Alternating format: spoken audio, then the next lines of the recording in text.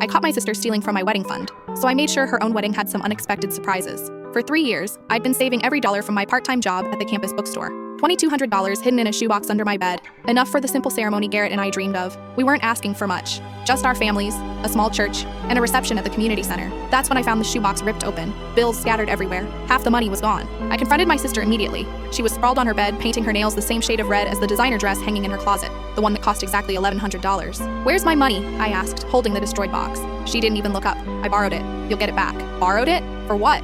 She gestured at the dress. "Preston's family expects his fiancée to look perfect. You understand." I understood perfectly. My sister had always been the golden child. Prettier, more popular, destined for better things. Preston came from old money, the kind of family that summered in the Hamptons and considered our middle-class neighborhood quaint. "I need that money back by next month," I said. She finally looked at me annoyed. "Don't be dramatic. Preston's wedding gift to me will be way more than what you had saved." 2 weeks later, she announced their engagement party would cost $15,000. My missing money had become her manicure budget. That's when I started planning. I'd been working at the bookstore for 4 years. During that time, I'd gotten close to Professor Martinez, who taught sociology and happened to be an expert on financial fraud. I also knew Brianna, who worked in the campus newspaper's investigation department. More importantly, I knew things about Preston that my sister didn't. See, Preston had been engaged before, to his college girlfriend DeLacy. He'd broken it off when his trust fund advisor told him marrying beneath his class would complicate his inheritance. DeLacy had been devastated, especially since she was 3 months pregnant at the time. I spent the next month documenting everything. Bank statements showing my sister's sudden spending sprees, screenshots of her social media posts bragging about expensive purchases. Most importantly, I tracked down DeLacy. She was working as a teacher now,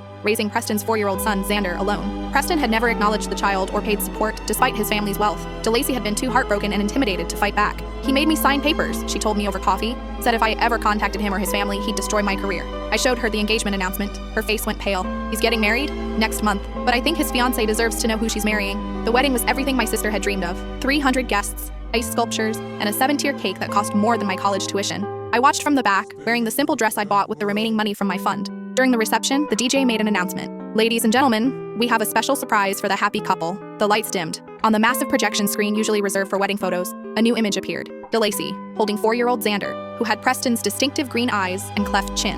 The room went silent. "Preston?" DeLacy's voice echoed through the speakers from a pre-recorded message. "I thought your bride should meet your son." What followed were documents, photos, and recordings I'd helped DeLacy compile. DNA results. Bank records showing Preston's family had paid her legal fees to keep quiet. Text messages where Preston called his own child a mistake that needed to disappear. My sister stood frozen in her $1,000 dress, watching her perfect wedding implode on live video. Preston's father stormed toward the AV booth, but it was too late. Half the guests were already posting to social media. As security escorted me out, I passed my sister in the hallway. Her makeup was ruined, her veil torn. "You destroyed my life," she whispered. "No," I replied. "I just made sure you knew who you were marrying before it was too late." 6 months later, DeLacy received her first child support payment. My sister moved back in with our parents, and Garrett and I had a beautiful small wedding, funded by the money I earned working extra shifts all summer.